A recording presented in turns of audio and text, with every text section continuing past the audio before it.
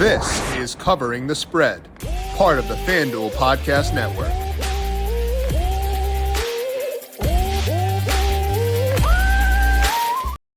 Not only do we get a doubleheader on Monday Night Football tonight, but also I think we get a lot of fun quarterback play. May not always be the most efficient or great quarterback play, but it's fun regardless. And I think there's actually betting value in some of the star players on tonight's two-game slate. So today, we're going to break down my thoughts on this doubleheader for Monday night, Bucs at Texans, Chargers at Raiders, and lay out my favorite bets over at FanDuel Sportsbook. Welcome on into Covering the Spread, a FanDuel Research podcast. My name is JimSannes. I am a managing editor for FanDuel Research, here to break down both of the Monday Night Football doubleheader games, Bucs at Texans, Chargers at Raiders, and let you know where I'm seeing value in the prop market at FanDuel Sportsbook for tonight. We'll dive into all that here in just 1 second, but first, a reminder to make sure you are subscribed to Covering the Spread wherever you get your podcasts. You can find us on Apple Podcasts, Spotify, etc. Wherever you get your podcasts, hit us up there. Leave us a 5-star rating and review if you like what you hear, but also, of course, on the FanDuel Football Betting YouTube page 6 times per week with the DFS show there on Thursdays as well. Tomorrow, we're going to go through game by game for all Week 3 NFL games, letting you know where I'm seeing value for this week. So, again, FanDuel Football Betting YouTube page, leave us a thumbs up and subscribe over there, but also the Covering the Spread podcast feed wherever you get your podcasts. FanDuel's getting you ready for kickoff with an offer you don't want to miss. New customers can bet just $5 and get $300 in bonus bets if you win. That's right. Pick a bet $5. If it wins, you'll unlock $300 in bonus bets to use all across the app. You can build parlays, bet player props, ride the live lines, whatever your style, FanDuel has you covered. NFL season is finally here, but the only question is, are you ready to play? Must be 21 plus and present in select states. For Kansas, in affiliation with Kansas Star Casino, or 18 plus and present in DC, Kentucky, or Wyoming. First online real money wager only. $5 first deposit required. Bonus issued as non-withdrawable bonus bets, which expire 7 days after receipt. Restrictions apply. See terms at sportsbook.fanduel.com. Gambling problem? Call 1-800-GAMBLER. Or visit FanDuel.com/RG. Call 1-888-789-7777 or visit ccpg.org/chat in Connecticut. Visit MD Gambling Health Oregon, Maryland. Hope is here. Visit gamblinghelplinema.org or call 800-327-5050 for 24/7 support in Massachusetts, or call 1-877-8-HOPE-NY or text HOPE-NY in New York. Let's begin things today by breaking down the first game of this doubleheader. That is the Buccaneers at the Texans right now at FanDuel Sportsbook. The Texans favored by 2.5, and the total in this game is at 42.5. I show value in the Buccaneers in this game, both with the plus 2.5 or the money line at plus 128, and do think you could consider that. I also show value in the over 42.5 at minus 110. And that's a great thing for me. I'm very excited to show value in those because it means I can bet those if I want. Did take them personally. And I think that the over is a good bet as well. 42.5 minus 110. I think that's a fair place to go. But also it does mean we're going to see some value in the player prop market for this game. Specifically, if we are higher on the Bucs than market against a very good defense, that means we're going to see value on the touchdown markets for the Buccaneers players. And one of them is very, very fun, which we'll talk about in a bit. But first, let's talk about why I'm seeing value here. Part of it is because this Bucs offense, even when they've been missing key players, has still been very efficient. I know it wasn't amazing last week by any means, but I think we saw last night on Sunday Night Football that Falcons pass rush is pretty dang good. So maybe some of the offensive line issues the Buccaneers had, moving their center out to left tackle and stuff like that, maybe some of that was tied to the fact they were facing a better pass rush than what we would expect from the Falcons. So I do think they can handle themselves here. Texans defense is very, very good, but I do think that the Bucs can move the football here because of the track record they have with Baker Mayfield at quarterback. As far as the Texans, I think they can hold their own offensively, at least. Obviously, last week was not good, just 9 points against the Rams, but that Rams front is very, very good. And I think that this Buccaneers defense is a step down from what they saw in that one last week. CJ Stroud, I thought looked okay, frankly. Like he was confident moving around the pocket. He had some good accuracy, I thought, as well. Didn't connect on a lot of that, but I do think that things will click into place here pretty soon. And I'm willing to take the over as a result. So first bet from me for Buccaneers and Texans, I'm going to take just the over 42.5 as like an official recommendation here. -110. I feel better about that than I do with the Buccaneers money line or taking the 2.5 points. I think that is, of the traditional markets, the best bet here. As mentioned, though, the fun thing about showing some value in the over is that I do see value in the touchdown prop market for tonight. And that's always nice. Touchdowns are fun to bet, but also it's even better when that specific value comes in a player who is electric and had a great debut. That is Emeka Egbuka. He is +220 at FanDuel Sportsbook to score for tonight. I've got him at 2-1 in my anytime touchdown model right now because the usage he saw in week 1 was spectacular. He had 6 overall targets, but 3 of those were deep, and those were close to the end zone as well, which means that when Baker got into like quote unquote scoring position, he was willing to turn Egbuka's way. So you give him that usage, you give him that downfield kind of look in this spot where he's playing indoors. That's a pretty good setup. But I also do like that Egbuka played quite a bit in the slot. He ran 16 out of 32 routes from the slot. And with Derek Stingley playing in this game for the Texans, I would love a guy to be in the slot as often as possible in order to avoid max exposure to Stingley. So Egbuka got all this training camp buzz. He got good usage in week 1, moving all over the field. He's playing with a quarterback who has been productive for a very long time, and he'll play in the slot, which could give him a better matchup than what we might see for Mike Evans for a lot of this game.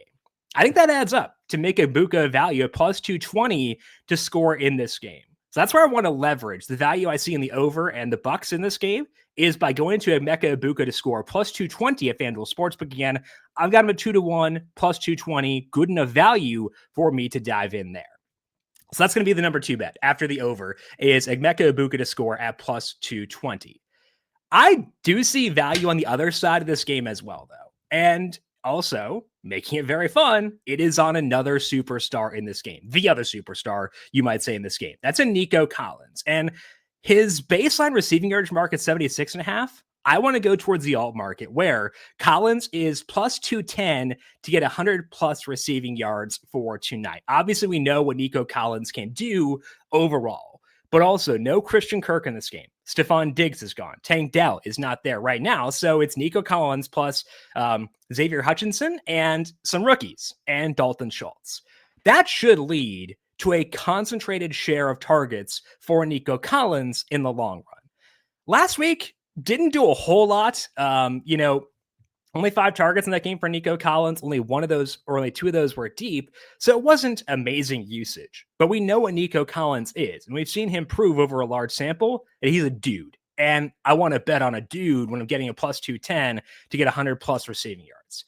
He hit this mark in 5 out of 14 games overall last year, but did so in 3 out of 7 at home. So a really good clip there. He also did it 5 out of 17 games the year before. So we're getting him a +210 right now. I think that's a pretty fair mark for Nico Collins straight up, but then you put him at home against a secondary that's like fine more than anything. That's a good recipe for me to bet on Nico Collins. So in addition to Egbuka, I can bet on Nico Collins. I can enjoy this game and kind of watch the fireworks hopefully erupt. CJ Stroud, again, looked good enough last week for me to have faith that he can right the ship in week number 2. So I'm going to ride with Nico Collins, 100+ receiving yards, +210 at FanDuel Sportsbook. So those are the 3 overall bets I like in this game. The ones I feel best about are the over 42.5 -110, Egbuka to score at +220, and then Nico Collins 100+ yards at +210. If you want to have some fun, very low dollar kind of bets, just kind of for funsy kind of things, I do think there's some value in some longer shot touchdown props. Specifically, Sterling Shepard at +560 and Xavier Hutchinson at +630. Shepard actually had pretty good usage last week. He'll also be in the slot quite a bit, which is encouraging, given the Stingley matchup. Shepard had 3 deep targets last week. I wasn't sure that was legal in 2025 for Sterling Shepard to get that many downfield looks, but his usage was pretty good, even with Evans and Egbuka there. Maybe that does scale back as Cade Otton is a bit healthier now than he was then, so maybe it scales back, but plus 560, I think that's pretty fun. Hutchinson at plus 630. I've at plus 480. This is largest a product of the fact that he's on the field a lot for this team right now. And maybe that does change because the rookies in Jalen Noel and Jaden Higgins get more ramped up. Maybe that does eat into Hutchinson's snaps, but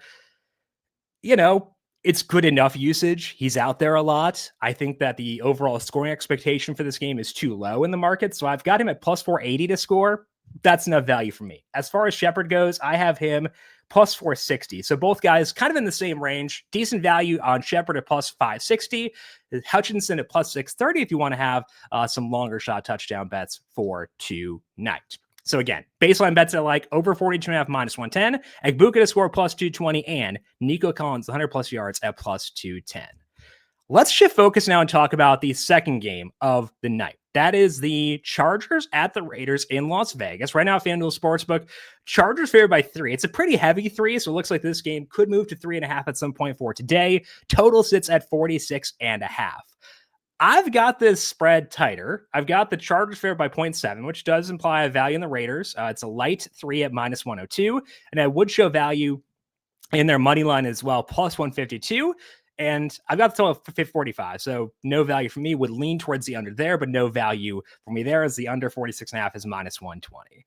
The reason I am not itchy to bet the Raiders right now is because I am still skeptical that Brock Bowers plays. I know that Pete Carroll said he expected Bowers to play on Monday, but Pete Carroll, not the most realistic guy with injuries, and Brock Bowers didn't sound as optimistic when he talked about it. And Adam Schefter on ESPN's Sunday NFL Countdown said, if you're a fantasy player, have a backup option in place for Brock Bowers. Shefty knows what he's talking about. So when Shefty speaks, I listen.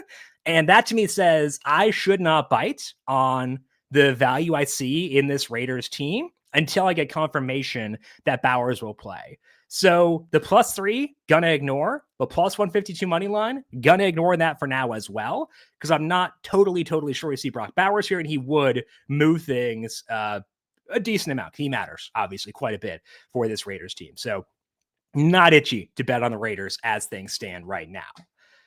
I do see some value in this Raiders team, though, elsewhere, outside of the spread. And I can go to this market and still have some safety in place should Brock Bowers not play. Specifically, I want to go towards their rookie running back, Ashton Jeanty, minus 110 to score at FanDuel Sportsbook. And that's a good number given the usage Jeanty had in his first career game. I know the yardage was not there, but he had 19 carries and 2 targets with an 85% snap rate. He also had 2 out of 3 red zone chances for this Raiders team. So they were using him a lot, but especially inside the red zone.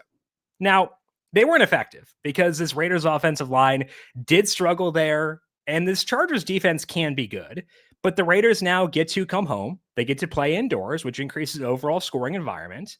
And that leads to my having Ashton Jeanty at minus 120 to score. So minus 110 is a good value in my eyes. Again, just because the role for him is so good, I have somewhat high expectations for the Raiders in this game. And this allows me to bet on the Raiders without having to be as exposed should they truly struggle if Brock Bowers cannot go.